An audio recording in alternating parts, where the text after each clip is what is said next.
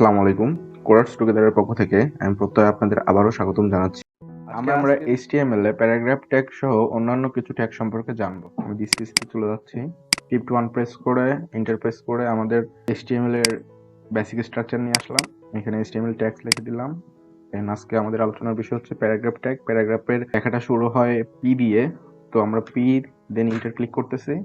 দেখতে পাচ্ছেন পি ট্যাগটা আমাদের এখানে সম্পূর্ণ হয়েছে। এখানে আমরা এখন যে কোনো টেক্সট লিখতে পারি। আমি লরেমের কিছু ডামি টেক্সট নিয়ে নিচ্ছি।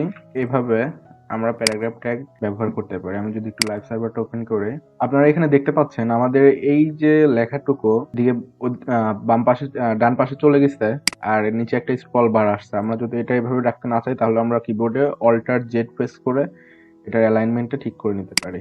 দেন আমরা চাইলে আরো কিছু ডামি টেক্সট নিতে পারি। প্যারাগ্রাফ লরেম দেখতে পাচ্ছেন আমাদের এখানে 50 পার্টের ডামি টেক্সট তারা দিয়ে দিছে। আপনারা আপনাদের ওয়েবসাইটে অনেক সময় প্যারাগ্রাফ ট্যাগ ইউজ করে থাকবেন। এছাড়াও আরো কিছু ট্যাগ রয়েছে সেগুলো নিয়ে আজকে আমরা আলোচনা করব। মূলত ইটালিক ট্যাগ, ইটালিক যে লেখাগুলো আছে অনেক ওয়েবসাইটে আপনারা দেখবেন যে ওয়েবসাইটের লেখার মধ্যে কিছু অংশের কিছুটা লেখা আছে যেগুলা আপনার ইটালিক অবস্থায় থাকে, তো ওইগুলোর জন্য আমরা ইটালিক ট্যাগ ব্যবহার করতে পারি। আমি ইটালিক ট্যাগটা শুরু করতেছি। এখানে লরেমের কিছু ডামি টেক্সট নিচ্ছি। দেখতে পাচ্ছেন এই লেখাটা দেখেন ইটালিক অবস্থায় আছে, অর্থাৎ একটু বাঁকা আছে, তো এটা ইটালিক ট্যাগের কাজ। আরো একটি ট্যাগ আছে ইএম ট্যাগ বা এমপ্যাসিভ ট্যাগ। এমপ্যাসিভ ট্যাগের শর্ট হচ্ছে ইএম। তো এটাও আমি এখানে লরেমের কিছু লেখা নিচ্ছি। দেখতে পাচ্ছেন এই লেখাটুকু ঠিক ইটালিক ট্যাগের মতোই দেখা যাচ্ছে। তো আমরা যে কোনো একটি ট্যাগ ইউজ করতে পারি। ইটালিক ট্যাগের জন্য আমরা আই ট্যাগ ইউজ করতে পারি অথবা এমপ্যাসিভ ট্যাগও ব্যবহার করতে পারি। দেন আরো কিছু ট্যাগ আছে যেমন বোল্ড ট্যাগ। বোল্ড ট্যাগও বি দিয়ে লিখতে হয়। এখানে আমি দেখতে পাচ্ছেন এই লেখাটুকু আবার অনেকটা বড় হয়েছে, মোটা দেখা যাচ্ছে। এরপরে এই বোল্ড ট্যাগকে আরেকভাবে লেখা যায় স্ট্রং ট্যাগের মাধ্যমে। স্ট্রং ট্যাগ দেখতে পাচ্ছেন এই লেখাটুকু ঠিক এটার মতো মোটা হয়েছে। তারপরে আমি যদি আবার হচ্ছে আর কি ট্যাগ আছে ডিলিট ট্যাগ। ডিলিট ট্যাগরে আমরা সচরাচর কোনো বিজনেস ওয়েবসাইটে দেখে থাকি। যেমন ধরেন বিজনেস ওয়েবসাইট তো না, মূলত ই কমার্স ওয়েবসাইট যেগুলো আছে, ধরেন একটা জিনিসের দাম ছিল আগে 500 টাকা, কিন্তু এখন সেটাকে ডিসকাউন্ট করে করা হয়েছে আপনার 300 টাকা। তো এটা আমরা ডিলিট ট্যাগ অথবা ডেল ট্যাগের মাধ্যমে ব্যবহার করে করতে পারি। তো আমি এখানে লিখতেছি, এট ফার্স্ট আমি বোল্ড ট্যাগ নিচ্ছি একটা, এর মধ্যে আমি লিখতেছি 500। দেন আমি এখানে এই 500টাকে আমি আরেকটি ট্যাগের মধ্যে অর্থাৎ ডেল ট্যাগের মধ্যে দিয়ে দিচ্ছি, ডেল। দেন এখানে দেখতে পাচ্ছেন এই যে 500 টাকা ছিল, এটা এখন মাঝখানে একটা দাগ আসছে, আপনারা হয়তো বা দেখতে পাচ্ছেন এই যে মাঝখানে যে দাগটা, এটাই মূলত ডিলিট ট্যাগ বা ডেল ট্যাগের কাজ। এরপরে সে আগে 500 টাকা ছিল এখন 300 টাকা হয়েছে, তাহলে বোল্ড ট্যাগের মধ্যে আমরা লিখে দিলাম 300।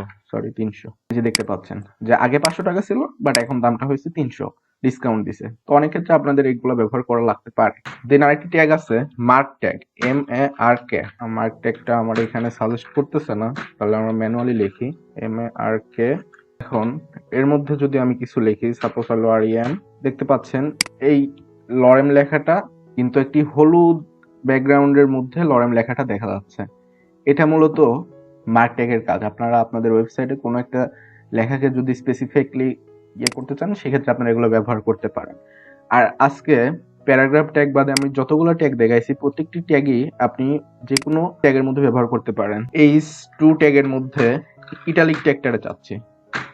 দেন আমি যদি এখানে কোনো ডামি টেক্সট নেই, দেখতে পাচ্ছেন লেখাটা কিন্তু হেডিং 2 ট্যাগের মধ্যেও আছে, আবার ইটালিকও হয়েছে। আবার চাইলে আপনারা এখানে বোল্ড ট্যাগও ইউজ করতে পারেন। আমি ইটালিকও চাচ্ছি, বোল্ডও চাচ্ছি, আমি এটারে কাট করতেছি। দেন এখানে বোল্ড ট্যাগ নিচ্ছি, পেস্ট করে দিচ্ছি। এই লেখাটা এখন মোটাও হয়েছে, প্লাস আপনার হচ্ছে H2 ট্যাগের মধ্যেও আছে, আবার ইটালিকও হয়েছে। হয়তোবা আপনারা ডিফারেন্সটা খুব একটা ভালো মতো বুঝতে পারতেছেন না। আর একটু দেখাই যে H2 দেন হচ্ছে এর মধ্যে ইটালিক না। এবার আমি ইএম ট্যাগ দিয়ে দেখাচ্ছি, এমপ্যাসিভ ট্যাগ। এর মধ্যে আমি দিচ্ছি লরেমের কিছু লেখা। সরি, হেডিং ট্যাগটার মধ্যে হয়তোবা বোল্ডটা ভালো মতো বোঝা যাচ্ছে না, কারণ আপনারা দেখতে পাচ্ছেন এই দুইটা লেখার মধ্যে বিশেষ কোনো ডিফারেন্স নাই। তবে আপনারা প্যারাগ্রাফ ট্যাগ বা অন্য কোনো ট্যাগের মধ্যে এগুলো অবশ্যই লিখতে পারবেন। আমি চাচ্ছি ইপসাম যে লেখাটা আছে এই লেখাটুকু ইটালিক হবে, তাহলে আমি ইটালিক ট্যাগ নিলাম। দেন এখানে এটারে পেস্ট করে দিলাম। দেখতে পাচ্ছেন ইপসাম লেখাটা কিন্তু ইটালিক অবস্থায় চলে আসছে। দেন আমি চাচ্ছি ডলার যে ট্যাগটা আছে এটা আমার বোল্ড ট্যাগের মধ্যে আসুক। দেখতে পাচ্ছেন এখানে ঠিক মতো কাজ করতেছে। আমার এখানে হয়তোবা হেডিং ট্যাগের কারণে হয়তোবা কোনো কারণে কাজ করে নাই। আপনারা এটা বাসায় ট্রাই করে দেখবেন, অবশ্যই কোনো প্রবলেম হওয়ার কথা না।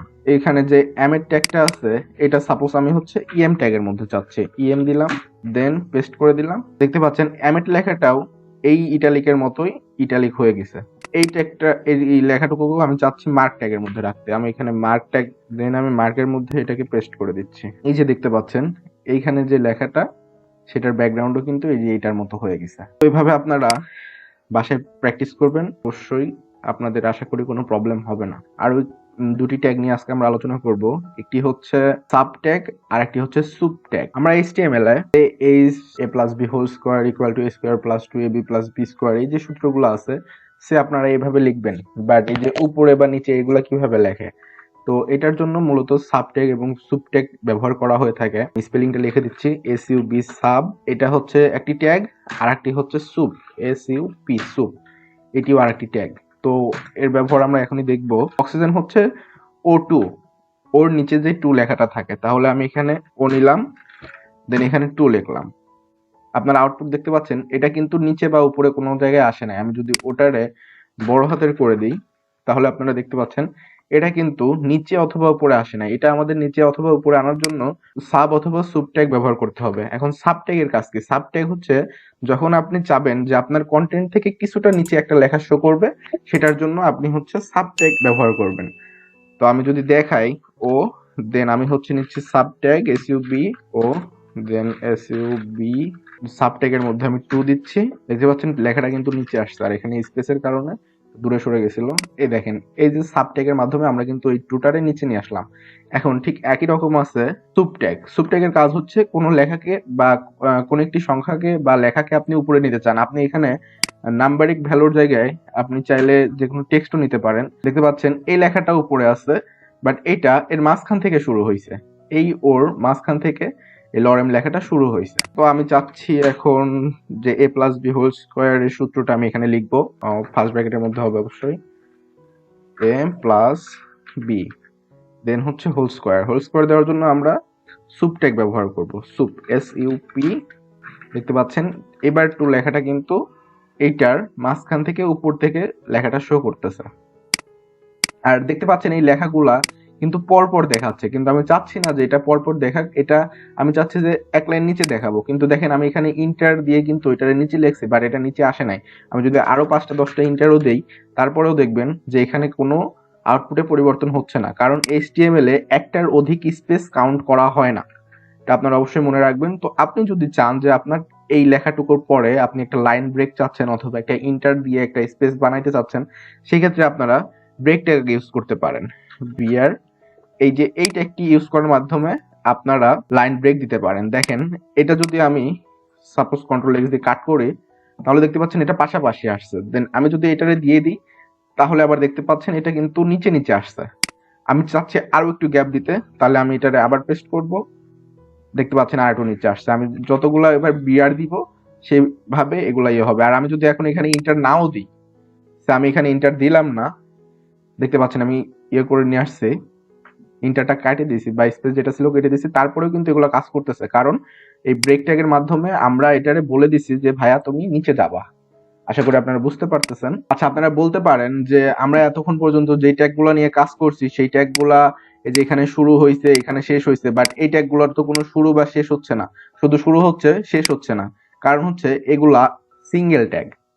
আপনারা এই যে এই ট্যাগটা দেখতেছেন, এইটা ওপেনিং ট্যাগও আছে ক্লোজিং ট্যাগও আছে, বাট এইটার কোনো ক্লোজিং ট্যাগ নাই, এই কারণে এটা একটা সিঙ্গেল ট্যাগ। আপনারা যেই ট্যাগগুলার সিঙ্গেল ট্যাগ সেটার আপনি লাস্টে স্ল্যাশ দিতে পারেন, এভাবে স্ল্যাশ দিলেও এটা কাজ করবে, কোনো প্রবলেম হবে না। আবার আপনি যদি এই আগে দেন তাতেও কাজ করবে, তাতেও কোনো প্রবলেম হবে না। আবার আপনি যদি স্ল্যাশ নাও দেন তাও কাজ করবে, তাতেও কোনো প্রবলেম নাই। আমি এখানে সূত্রটা পুরোপুরি লিখে দিই, a plus B whole square equal to, এর আগে এটা আমি কেটে দিচ্ছি। এই যে আপনারা দেখতে পাচ্ছেন a plus B whole square equal to a square plus 2ab plus b square, এই যে সূত্রটা আছে এখানে কিন্তু আমরা চাইলেও HTML এ এগুলা উপরে বা নিচে দিয়ে লিখতে পারবো না, বাট আমরা যদি এইভাবে সাব আর সুব ট্যাগের মাধ্যমে লিখি তাহলে আমরা লিখতে পারবো। তো আপনাদের ওয়েবসাইট তৈরি করার ক্ষেত্রে অবশ্যই এগুলো কাজে লাগতে পারে, তো আপনারা আমার সাথে ট্রাই করে যাবেন। আজকের টিউটোরিয়ালটি এই পর্যন্তই।